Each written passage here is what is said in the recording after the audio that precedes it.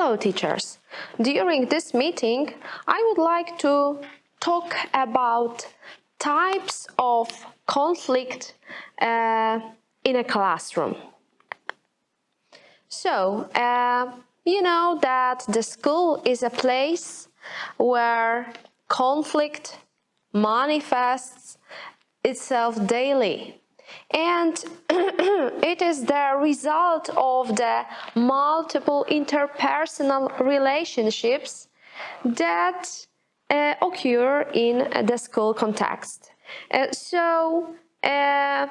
Conflicts are part of school life, and it requires that teachers should have special skills to manage them effectively.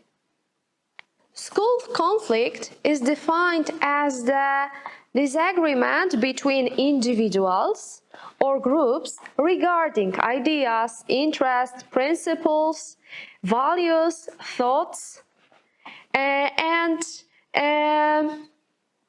because conflicts are in our environment every day,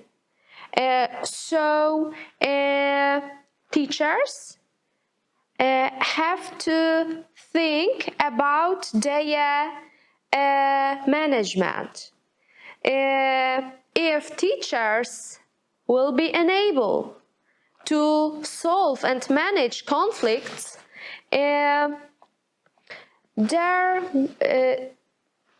they will be confronted with one of the most important time-wasting problems that must be applied in students' education and instruction. So, don't be afraid of conflicts, but what you have to do is face and resolve them. What do you think? What skills, what types of personalities should be important, should be helpful to manage conflicts? Write down your thoughts.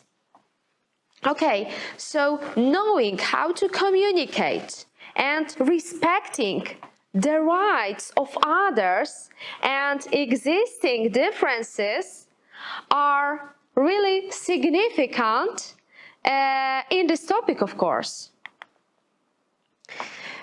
Interpersonal conflicts. What I can say about them? We are totally different. We have different personalities, so I am not shocked that interpersonal conflicts appear, yeah? They were in the past, they are now, and that they will be, of course, in the future. So what we have to do? We have to manage with them. We have to be curious how to resolve them. We have to be really patient. We have to be active listener,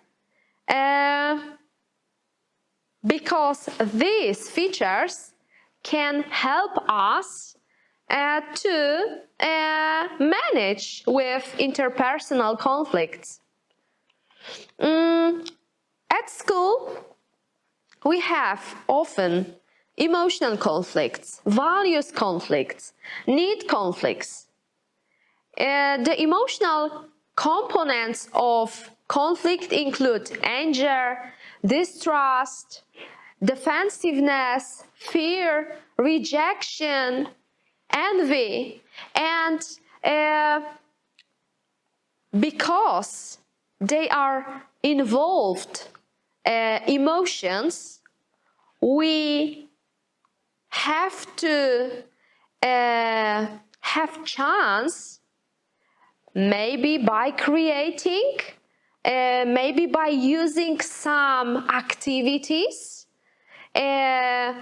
which will be helpful to dealing with and to managing with our emotions. What do you think, Emma, about my opinion? So in my opinion, we have to control our emotions, and if we have this skill, it will be easier to fight with this emotional conflicts. The next type is values conflict, and values are ideas in which people hold strong feelings. It's difficult to resolve a conflict because we have different values, yeah? Totally different things are important for us.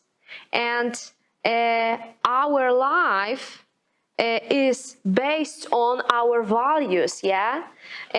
So, in my opinion, we can respect what are important for our life and try to not fight with our values, yeah? So, the next one, needs conflict.